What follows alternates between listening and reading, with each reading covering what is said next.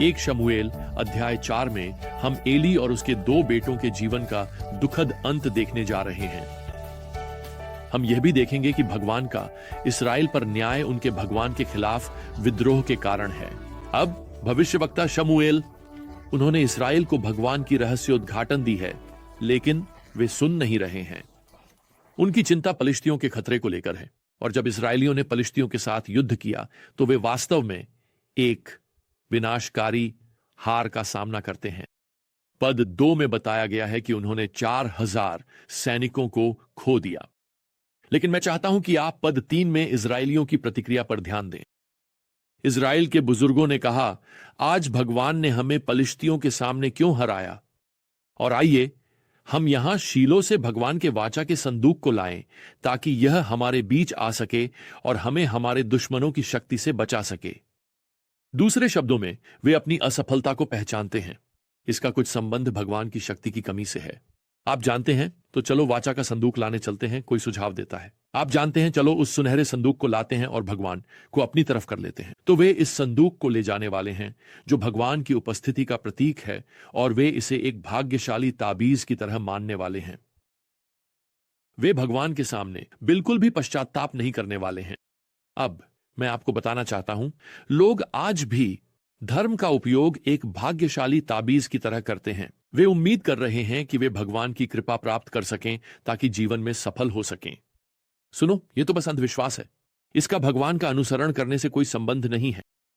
तो इस्राएलियों ने क्या किया? पद 4, लोगों ने शीलो भेजा और वहां से वाचा का संदूक लाए, और एली के 2 बेटे हफनी और फिनहास भगवान के वाचा के संदूक के साथ वहां थे। यह हमें बताता है कि हफनी और फिनहास कोई आपत्ति नहीं उठाते। वास्तव में वे वाचा का संदूक इस्राएली शिविर में ले जाते हुए दिखाई देते हैं। हम यहां पद 5 में पढ़ते हैं कि जैसे ही वाचा का संदूक शिविर में आया, सभी इस्राएलियों ने जोरदार शोर मचाया। खैर, बेशक उन्होंने किया। वे खुशी से कूद रहे हैं, हालेलुया चिल्ला रहे हैं। लेकिन मैं आपको बताना चाहता हूं, इसका मतलब यह नहीं है कि भगवान उनके किए गए काम से खुश हैं। सुनो, खैर, फिलिस्तीनों को इस उत्सव की आवाज सुनाई देने के लिए काफी नजदीक हैं। श्लोक 7 कहता है, पलिश्ती डर गए, क्योंकि उन्होंने कहा, एक परमेश्वर शिविर में आया है। और उन्होंने कहा, हाय हमारी किस्मत। क्या यह दिलचस्प नहीं है कि इस्राएलियों और फिलिस्तीनियों की भगवान के प्रति एक ही दृष्टि है? फिलिस्तीनी, आप जानते हैं, वे अपने देवताओं को एक डिब्बे में बंद करते हैं और उन्हें युद्ध में ले आते हैं। खैर, अब वे डर गए हैं, क्योंकि इस्राएलियों ने स्पष्ट रूप से एक डिब्बा लाया है और उसमें उनका भगवान है। इस्राएल भगवान की उपस्थिति के प्रतीक वाचा के संदूक को उसकी वास्तविकता के रूप में गलत समझता है। देखो, यह वाचा का संदूक केवल एक प्रतीक था। यह कोई जादुई छड़ी या भाग्य का ताबीज नहीं है। तो युद्ध का परिणाम यहां पद 10 में वर्णित है। इस्राएल हार गया और हर आदमी अपने घर की ओर भाग गया, और वहां बहुत बड़ा नरसंहार हुआ, क्योंकि इस्राएल के 30,000 पैदल सैनिक मारे गए। और भगवान का वाचा का संदूक पकड़ लिया गया, और एली के 2 बेटे हफनी और फिनहास मारे गए। खैर, इस बीच एली यहां शिलोह में है। पद 13 कहता है, वह सड़क के किनारे अपनी सीट पर बैठा है। वह युद्ध की खबर का इंतजार कर रहा है। हमें बताया गया है कि उसका दिल भगवान के वाचा के लिए परेशान था, यह जानते हुए कि इसका गलत इस्तेमाल हो रहा है। खैर, युद्ध से भागा हुआ सैनिक एली को 4 संदेश देता है। इस्राएल ने युद्ध हार दिया है। कई इस्राएली मारे गए हैं। एली के 2 बेटे मर चुके हैं, और वाचा का संदूक फिलिस्तीनियों द्वारा ले लिया गया है। पद 18 कहता है, जैसे ही उसने भगवान के वाचा का उल्लेख किया, एली अपने गेट के पास अपनी सीट से पीछे की ओर गिर गया, और उसकी गर्दन टूट गई और वह मर गया। वह इस व्यक्तिगत नुकसान से चकित है।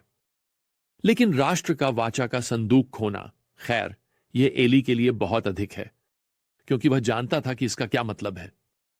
ऐसा लग रहा है जैसे भगवान कह रहे हों, मेरी उपस्थिति सालों से अनुपस्थित रही है, और अब मैं अपनी उपस्थिति का प्रतीक वाचा का संदूक भी ले जा रहा हूं। खैर, त्रासदी यहीं खत्म नहीं होती। पद 19 कहता है, अब उसकी बहू फिनहास की पत्नी गर्भवती थी और जन्म देने वाली थी। और जब उसने सुना कि भगवान का वाचा का संदूक पकड़ लिया गया है और उसके ससुर और उसके पति मर गए हैं, तो वह झुक गई और बच्चे को जन्म दिया। उसका पति एक दुष्ट पुजारी था, लेकिन वह स्पष्ट रूप से एक धार्मिक महिला है और यह उसके वाचा के खोने पर गहरी चिंता से स्पष्ट है। और यहां तक कि जब वह बच्चे को जन्म देते समय मर रही है, तब भी वह अपने बेटे का नाम रखती है। पद 21 कहता है, उसने बच्चे का नाम इचाबोद रखा। कहती है, इस्राएल से महिमा चली गई है। अपने अंतिम सांस के साथ वह बस सब कुछ एक साथ जोड़ देती है देश के लिए। वह सब कुछ जोड़ती है। उसके बेटे के नाम का अर्थ सभी को इस दिन की याद दिलाने वाला है। भगवान की महिमा चली गई है। भगवान ने इस्राएल का न्याय किया क्योंकि उन्होंने उसे छोड़ दिया था। उन्होंने संदूक को एक भाग्यशाली ताबीज की तरह माना। लेकिन पलिश्तियों को भी भगवान के न्याय का अनुभव होने वाला है, क्योंकि वे सोचते हैं कि अपनी जीत और संदूक की गिरफ्तारी के कारण उनके देवता सच्चे भगवान से श्रेष्ठ हैं। तो अब यहां अध्याय 5 में पलिश्तियों ने संदूक को अपने मंदिर में रखा, जो उनके मुख्य देवता डैगोन के लिए है, अशदोद शहर में।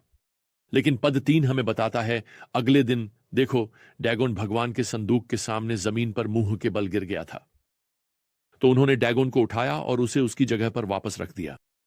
खैर, अगले दिन वे अपने देवता को फिर से उसके चेहरे पर पाते हैं, लेकिन इस बार उसका सिर और हाथ रहस्यमय तरीके से काट दिए गए हैं। और उसके बाद पलिश्तियों के लिए स्थिति और भी खराब हो जाती है। पद 6 कहता है, भगवान का हाथ अशदोद के लोगों के खिलाफ भारी था और उसने उन्हें आतंकित और पीड़ित किया, गांठों के साथ।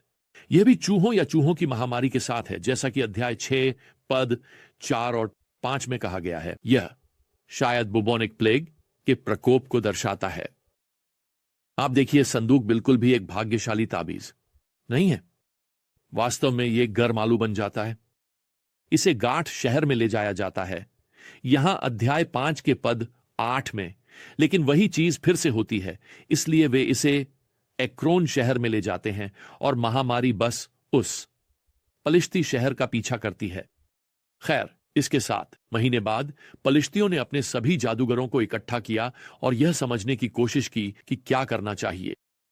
स्पष्ट रूप से कोई यह सुझाव नहीं देता कि उन्हें क्या करना चाहिए। वह यह है कि वे गिरकर पश्चाताप करें और इस्राएल के भगवान की पूजा करें। इसके बजाय वे 2 गायों को एक साथ जोड़ते हैं ताकि वे संदूक के साथ एक गाड़ी खींच सकें।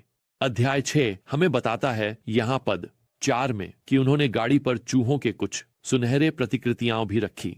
इसे सहानुभूतिपूर्ण जादू कहा जाता है। दूसरे शब्दों में, वे उम्मीद कर रहे हैं कि जब यह संदूक पलिश्ती क्षेत्र से बाहर निकलेगा तो असली चूहे भी इसके पीछे बाहर आएंगे। पद 12 हमें बताता है, गायें सीधे बेत शेमेश की दिशा में गईं। दूसरे शब्दों में, गायों को वहां किसी ने नहीं चलाया। यह भगवान का अदृश्य हाथ है। खैर, दुखद रूप से यहां कुछ लोग पलिश्तियों की तरह ही पागल हैं और वे संदूक का अपमान करते हैं। भगवान यहां पद 19 में उनमें से कुछ को मौत के घाट उतार देते हैं और अब पलिश्तियों की तरह लोग चाहते हैं कि संदूक उनसे हटा दिया जाए। खैर, अब अध्याय 7 हमें बताता है कि वे संदूक को कीरियत जेरीम ले जाते हैं, जहां इसे अंततः कुछ श्रद्धा के साथ संभाला जाता है। यहां पद 2 में हमें बताया गया है कि संदूक बना रहा लगभग 20 सालों तक और सभी इस्राएल का घर भगवान के लिए विलाप करता रहा। खैर, यहां भगवान के न्याय के कार्य लोगों पर गहरा प्रभाव डालते हैं। उन्हें पता है कि कुछ गलत है। संदूक वापस आ गया है, लेकिन मैं चाहता हूं कि आप जानें कि इसका अभी तक उपयोग नहीं किया गया है।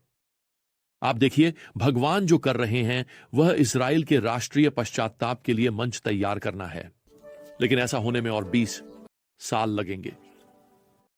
आप जानते हैं, कभी कभी भगवान का काम जल्दी पूरा होता है, कभी कभी वह धीरे धीरे चलता है। महत्वपूर्ण बात यह है कि हम उसके साथ कदम से कदम मिलाकर चलें।